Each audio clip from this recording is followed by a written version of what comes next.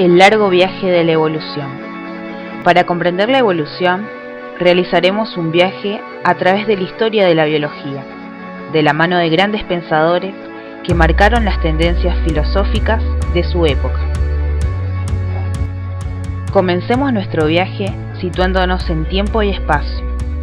En el presente recorrido histórico conoceremos diferentes pensadores y las teorías que propusieron acerca de los procesos evolutivos, contemplando las ideas desde la antigüedad, con sus máximos exponentes en Grecia, Anaximandro y Aristóteles, hasta los pensadores más cercanos a nuestra época. Aquí, los más influyentes en el ámbito de la evolución aparecen entre los años 1730 a 1972, visualizándose en este periodo el auge de las teorías científicas, las cuales determinaron las bases de la biología moderna. A lo largo del tiempo, importantes científicos intentaron responder: ¿de dónde proceden los seres vivos? ¿Cuáles son los mecanismos evolutivos que explican la diversidad de especies? Los invitamos a transitar por las diferentes épocas, distintas teorías que algunos filósofos plantearon para explicar la evolución de los seres vivos. De manera sintética y comprensible, se recorrerán los grandes hitos en la evolución. Sin duda, el más influyente de su época, allá por el año 300 a.C., el gran filósofo Aristóteles, considerado como el padre de la zoología, proponía que las especies eran fijas, sugiriendo que su origen no era casual, sino que seguían un plan determinado, basado en lo que él llamaba la escalera de la vida, según el cual cada especie ocupaba un determinado lugar, reflejando su grado de perfección. Estimado Aristóteles, dime, ¿de dónde crees que proceden los seres vivos? Maestro, he llegado a la conclusión de que algunos seres vivos se forman a partir del lodo y la podredumbre. La teoría fijista prevaleció durante varios siglos. Esta visión estática de la naturaleza fue reforzada por el pensamiento creacionista. Recién en el siglo XVIII, después de Cristo, el botánico sueco Carl von Linneo, uno de los científicos más importantes de la época, formuló un nuevo sistema de clasificación de los seres vivos y propuso lo que hoy se conoce como la nomenclatura binomial para denominar a las especies. Considero que todas las especies son inmutables y creadas por un ser divino, y éstas se pueden agrupar en un sistema de clasificación que yo mismo he de idear. Linneo no contemplaba una definición sobre qué era la vida, ni respondía al problema de los orígenes. Sin embargo, abrió una de las puertas que permitieron el desarrollo posterior de las teorías evolucionistas, las que darían una explicación más precisa acerca del origen y diversidad de los seres vivos. ¿Cómo era posible que Cuvier apoyara la fijeza de las especies? Él lo intentó explicar sosteniendo que en el pasado existió mayor diversidad de formas de vida que en el mundo actual, y consideró que su extinción se debió a una serie de catástrofes planetarias, entre ellas el diluvio universal, del cual daba cuenta la Biblia, y que representaba el último de estos grandes cataclismos. En palabras de Cuvier: entonces, a lo largo de la historia de la Tierra han ocurrido catástrofes que acabaron con toda la vida y que fueron seguidas de actos de creación divina.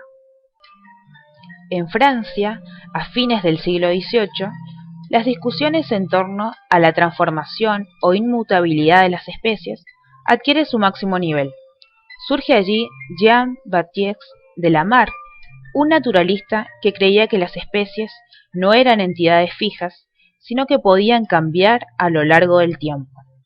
Fue el primero en postular una teoría científica que explicaba cómo y por qué los seres vivos evolucionaban.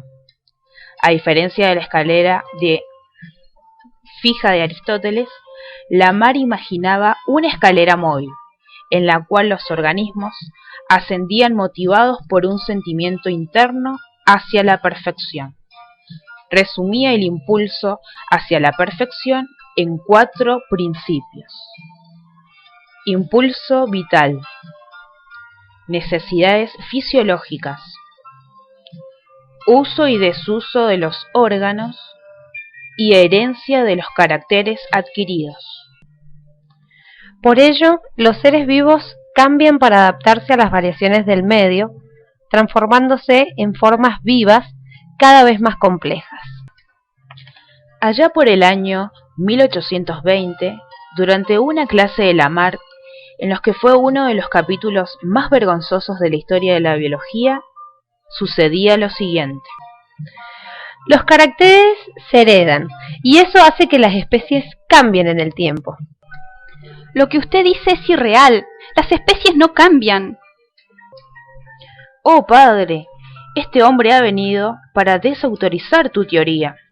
Lo que sucede, Lamarck, es que tu teoría es algo vergonzoso para todos. Son solo fantasías, hombre. Cuvier, te ruego que te retires. Yo no te he atacado, solo expongo mi teoría. Pues entonces, quiero evidencias. ¿Dónde las tienes? Pero es que del cambio que te hablo sucede a lo largo de millones de años. Claro, eso es lo que te conviene. Vamos, admítelo. Admite que tu teoría es incorrecta. ¡Eso jamás! Charles Darwin fue un científico británico que propuso un nuevo mecanismo de evolución de las especies. Él realizó un viaje alrededor del mundo, el cual le permitió clasificar, estudiar y relacionar la enorme colección de especies y de datos obtenidos, por lo que comprendió que tal diversidad era consecuencia de la evolución. El 24 de noviembre de 1859 se publicó El origen de las especies, en el que Darwin explicaba la teoría de la evolución, basada en 3 principios fundamentales: variabilidad de la descendencia, superproducción y selección natural.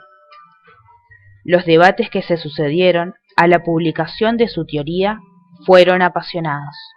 La teoría de la selección natural pasaría a dominar la interpretación sobre los orígenes de las diversas formas de vida y marcaría el desarrollo de la biología para el próximo siglo. A mediados del siglo XIX, el químico y físico francés Louis Pasteur demostró, mediante sencillas experiencias de laboratorio, que la vida no se origina espontáneamente de cosas no vivas en el medio, sino que todo ser vivo procede de otro ser vivo anterior. Con esto puso fin a la teoría de la generación espontánea. Ya en el siglo XX, en 1924, con la teoría propuesta por Oparin, se sientan las bases de la evolución química. Él propuso que mediante esta evolución, en las condiciones de la Tierra primitiva, se habrían formado moléculas orgánicas, a partir de inorgánicas, a las que denominó coacervados. Con estas innovaciones, el desarrollo de la biología va a depender del avance de los descubrimientos a nivel molecular.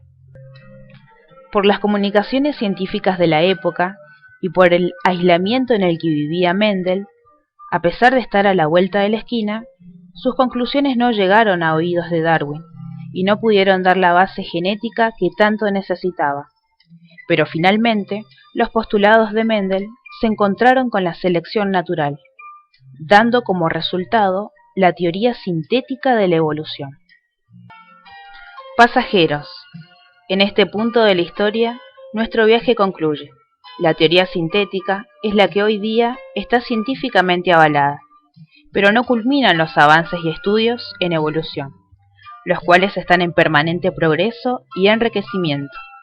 Una muestra de ello es el surgimiento del saltacionismo. Esta teoría contemporánea es una alternativa evolucionista al gradualismo, ya que manifiesta que la evolución es la adaptación a ambientes cambiantes, no progreso.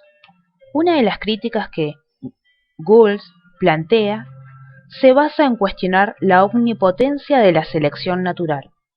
Por ello, él se preguntaba: ¿puede la selección natural, actuando en forma constante, perfeccionar crecientemente las características de la especie hasta producir adaptaciones óptimas? A lo que Gould responde: la selección natural no hace lo que quiere, sino lo que puede.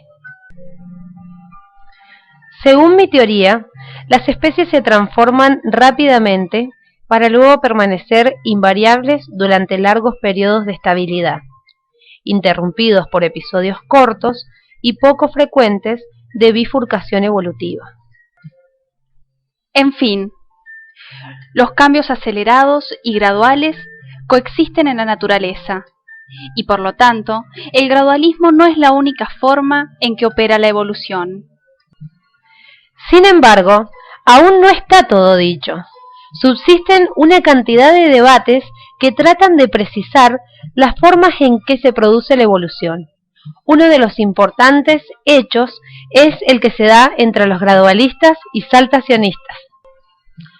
Entonces, la evolución, como un hecho fuera de discusión, se apoya en una inmensa cantidad de pruebas, desde aquellas que originariamente dieron lugar a las primeras sospechas de la transformación de unas especies en otras, hasta los conocimientos actuales sobre genética.